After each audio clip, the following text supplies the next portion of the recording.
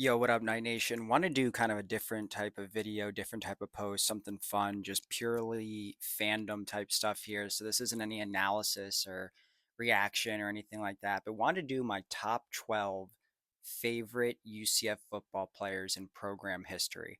Why 12? Because I had trouble limiting it past these 12 guys who are just my favorite guy for one reason or the other. Just something stuck with me about them and why I enjoyed watching them play at UCF or some of them in the NFL, whether it's, personality, play style, or whatever the case may be. So here are my top 12 favorite UCF players.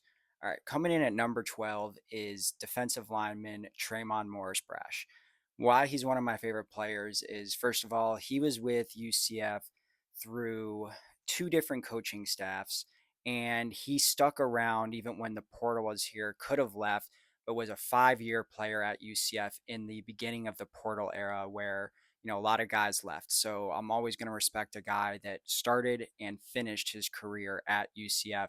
Also, his legendary announcement of going to UCF at the Under Armour All American game. Obviously, he was a very highly touted 4-star prospect putting on that UCF hat at the game, spurning other schools. Really cool move. So I'll always love TMB.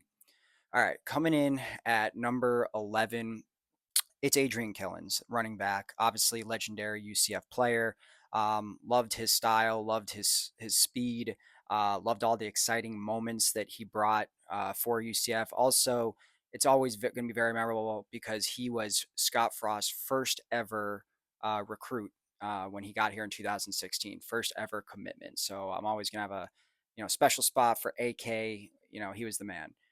Coming in at number 10 is Mac Loudermilk. Only special teams player on here, but Mac Loudermilk is just the man. What other way is it? The long hair, the long beard, the celebrations he had with, Matthew Wright with the, the beer chugging and shotgunning and all that stuff. Guy has an awesome personality. He's been on my podcast twice. Really cool, great punter.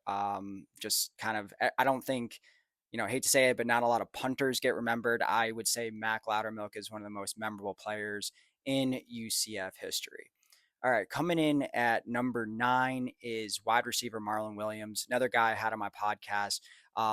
Again, a player that stuck around even when he didn't get playing time in the beginning of his career. He was behind guys like Traquan Smith and some other really good receivers, Gabe Davis, but he was able to stick around and he really started to break out his junior year. And then his senior year was arguably one of the best single receiving seasons in UCF history.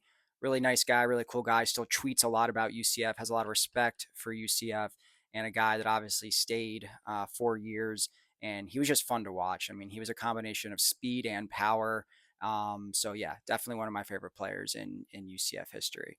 All right, coming in at number 8 is Terrence Plummer, linebacker. Again, a guy I had on my podcast, super nice guy, really knowledgeable, played a little bit of pro ball, and he's just funny guy, a guy that makes you smile, always has a smile on his face, played ferociously, was on, those George O'Leary teams that were just stout defenses, and he's one of the leading tacklers in UCF history. Really fun guy to watch. Get sacks, just harass the quarterback. Loved watching TP play, so he'll always be one of my favorite players. All right, coming in at number 7 is Gabe Davis. Not much needs to be said about Gabe. Obviously, has had a pretty good pro career so far, but watching him at UCF, I mean, he was just one of the purest wide receivers I can remember in school history. A guy that made an immediate impact from freshman year all the way to junior year and just got better and better and better. And, I'll never forget watching him against Paulson Adebo, who was at Stanford when UCF played Stanford in Gabe's junior year in 2019. He just owned him, and Paulson Adebo was, I think, like an anticipated first round DB draft pick, and I think he might have dropped to like the second round. I'm not saying that's because of Gabe Davis, but it was fun watching Gabe in that game and really all the games. Got a great personality. Obviously a local kid, from Sanford, and someone that wanted to stay home, slightly under the radar, but it was awesome watching him develop at UCF. All right, coming in at number 6, I have Shaquem Griffin.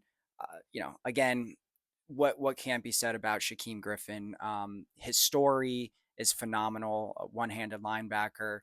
The smile he puts on people's faces, the inspiration that he is, just always will be one of my favorite players just for that.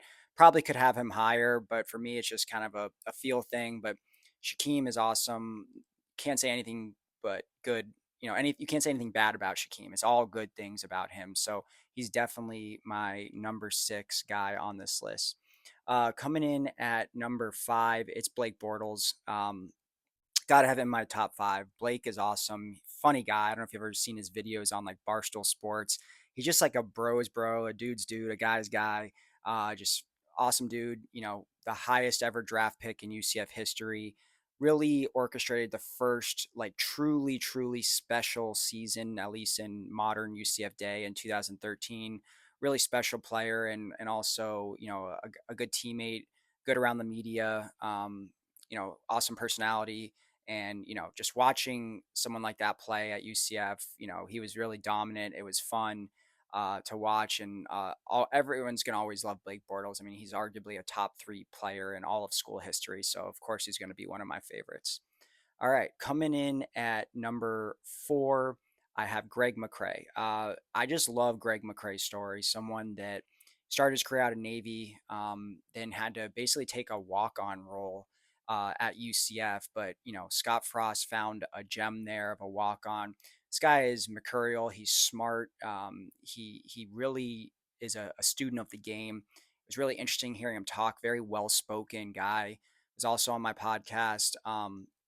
Having a good career in the CFL. Obviously, one of the best running backs in school history. Had one of the few 1,000 plus yard rushing seasons in school history.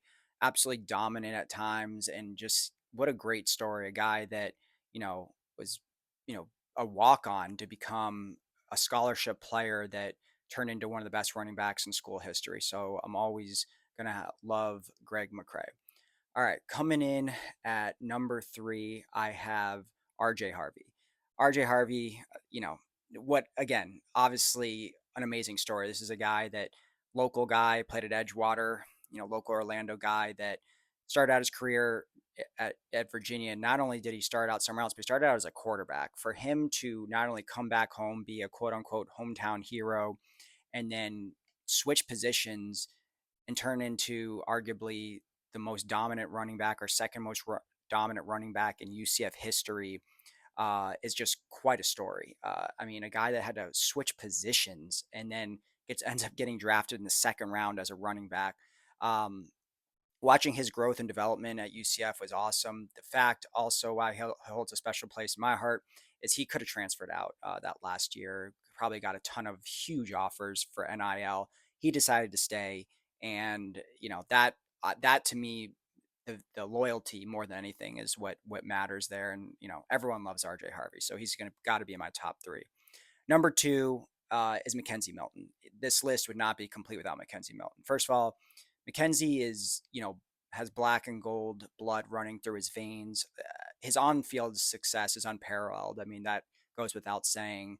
What he meant to UCF. I mean, he is one of the first legacy players at UCF. I mean, when you think of UCF, it's synonymous with Mackenzie Milton. And he's just one of those players that you can pretty much confidently say might be the best player in school history or the greatest player in school history, whatever term you want to use. Maybe not the best, maybe the greatest, or vice versa.